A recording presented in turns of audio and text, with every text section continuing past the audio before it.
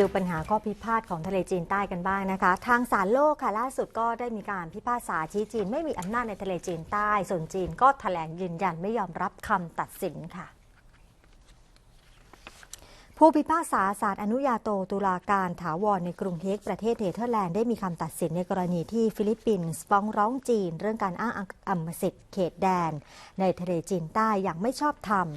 โดยคำตัดสินระบุว่าไม่มีพื้นฐานทางกฎหมายรองรับการที่จีนเรียกร้องสิทธิทางประวัติศาสตร์ในน่านน้ำทะเลจีนใต้และปฏิเสธการเรียกร้องของจีนเกี่ยวกับสิทธิทางเศรษฐกิจในทะเลดังกล่าวที่อยู่ภายใต้เส้นประ9เส้นที่จีนใช้เป็นเส้นแบ่งเขตแดนในทะเลจีนใต้ซึ่งก็อุดมสมบูรณ์ไปด้วยแร่ธาตุและก็ทรัพยากรทางทะเลขณะที่จีนก็แถลงยืนยันไม่ยอมรับเอกสารคำตัดสินใดๆของศาลอนุญาโตตุลาการถาวรเนื่องจากมองว่าศาลไม่มีอำนาจตัดสินในเรื่องนี้และจีนจะไม่เปลี่ยนแปลงท่าทีในกรณีทะเลจีนใต้โดยจะรักษาเสถียรภาพสันติภาพรวมทั้งผลประโยชน์ร่วมกันในภูมิภาคต่อไปค่ะ